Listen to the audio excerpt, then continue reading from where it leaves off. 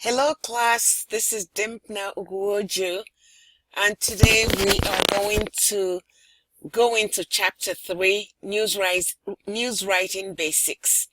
I think it's important to review this chapter before we review chapter 2 because it provides you the tools that you need to get ahead, whether it is in doing some of the short writing things that I'm going to ask you to do or just for your own benefits. So if you have gotten your book, here are some of the things that we're going to talk about. Okay, first of all, the 5 W's. Is this something that you already know? The 5 W's are some of the key concepts that you're going to have to learn in journalism. And then inverted pyramid and news lead and the kinds of leads that you're encouraged to write.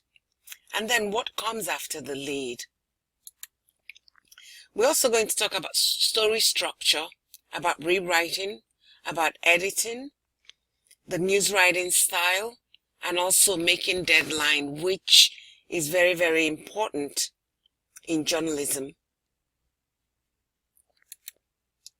So, news writing is a little different from other forms of writing because for us, it's really about being objective, trying to make sure that there are no biases. If you have any biases coming into news writing, then it's really necessary that you excuse yourself or exclude yourself from the assignment.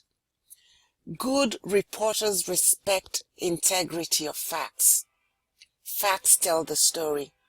Readers draw their own conclusions, okay? Yes, I do know all the things that have been going on lately, including about this whole concept of fake news or the debate about what is news and what isn't, and people making up their news, making up their own reality. The basic tenet of journalism is about facts. Reporting the facts, staying with the facts, and trying to be as objective as possible so that there are no confusions to your readers. That is absolutely important. Okay, secondly, then there's the concept of the 5 W's. The W's are who, what, when, where, why. And here are some examples. Again, these examples are in the PowerPoint that I've posted, but also in your book. So please take time. Example of who is the story about, or who performed the action in the story. Example of the what happened. Example of when did it happen? Can you give the specific date and time, depending on if it's breaking news or not? Where did it happen? Specific street or avenue, specific address, the city itself, the state, the country, if it happens to take place in another country. Why did it happen? The why is probably the last thing that we find out. Okay? For example, if you're writing a story about somebody who gets killed as they crossed a major road, we may know who died, a student of Fresno City College student. What happened? His car was hit as he crossed Blackstone Avenue. When did it happen? By Blackstone and Shields. When did it happen? On Tuesday at 3 p.m. Where? On Blackstone and Shields. Why? We don't know, because there could possibly be many, many whys. Is it possible that he wasn't paying attention? Is it possible he was texting? Is it possible he was drunk? Is it possible he got sick and lost control of the car. So the whys are always the last thing that the writer finds out, unless it's quite obvious. Okay. Again, all these are provided in your book and in the lecture. Again, let's look at the style of writing that if you've read newspapers or read some magazine articles, you are likely to see. It's what is called the inverted pyramid style. Okay. News writing format summarizes most important facts at the beginning of the story in an inverted order of importance. You start with the most important story. The further you go into the story, the less important the facts become.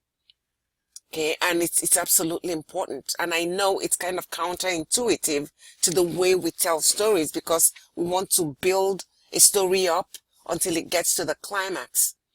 Okay, in journalism, we want the most important thing first. What happened?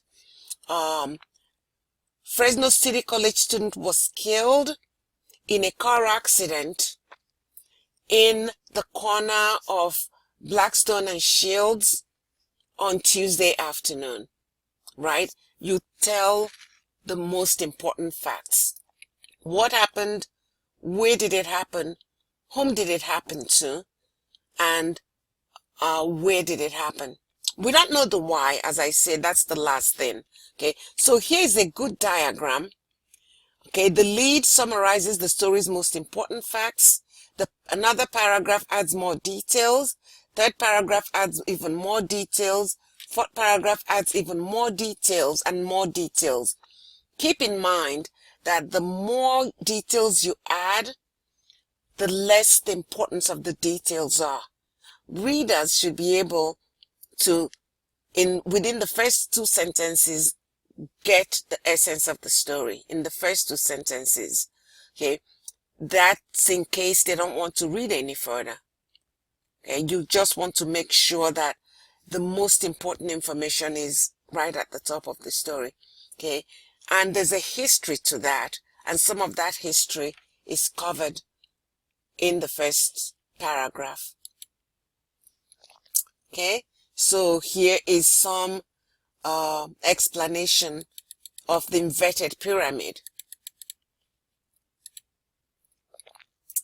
Okay, why writing a good lead actually matters to readers. Okay, here are two things that you need to remember when you're writing your stories. First thing is, the lead is the first sentence, the first few sentences. The lead must tell them what the story is about. The lead must also be enticing. It should drag or draw the reader into the story. And the lead that I just told you about, where you're concentrating on the most key and most important facts of the story, is called a summary lead. It's the kind of lead that just concentrates on the summary of the story. What happened? Like, who died? What happened? There was a flood, maybe? What happened? There was a plane crash? What happened? The new president is sworn in. Concentrate on the facts, and the rest can come later. Okay? Here are ways to prioritize the 5 W's. Lead contains the most important fact.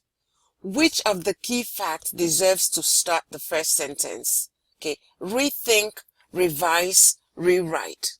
Is it clear? Is it active? Meaning, is it in an active voice as opposed to a passive voice? Is it wordy? We don't like wordiness. If it is too wordy, you need to go back and clean it up. Is it compelling? In other words, does it drag your readers into your story? Going back to wordiness, why don't you try and aim for a lead that is no longer than between 26 and 30 words? Okay, that's generally what's recommended.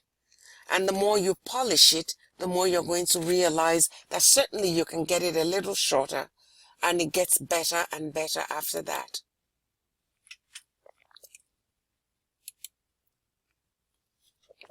Not every story begins with a roundup of essential facts. Okay? Sometimes the story isn't breaking news, or you think it's not an urgent story and I could tell the story more leisurely, in which case we have to figure out a more enticing way to tell the story. Okay? So we're going to talk about that much later. But when you're doing your story, here are some checklists or questions that you need to ask yourself. Is it accurate? That's the whole story. Okay? Does it remember what day this event took place? Does it name the names? Does it use strong verbs? Okay? And also, does it sell the story? Okay? And the reader is asking, why should I care? Have you provided why the reader should care about the story? Okay? And then move attributions to the end of the sentences. I'm going to post a few more information that talks about attributions so that if you're in your time, you can go and review it, and some of the other details. Okay? Leads that succeed. Here are some other types of leads. Okay? But the one that we did today is the summary lead. Just think of those 5 W's. Think about prioritizing which of the W's I'm going to use first. Think of going with the what in the very first sentence, the what, the when, and the where. You don't need to state the who, meaning you don't need to state the name of the individual unless the person is well known. Certainly not in the first sentence. For example, Mary Smith, a Fresno City College student, gets involved in a car accident and is killed. You don't need to lead the story with Mary Smith was killed as she blah, blah, blah, blah. Nobody knows who Mary Smith is. However, if you start the story with a Fresno City College student was killed, that certainly answers the who question without any without being specific, because it's not really that important. Much later, maybe in the second or third paragraph, you can certainly bring in the student's name, where you identify the student, how old, etc., and provide some other details about the student.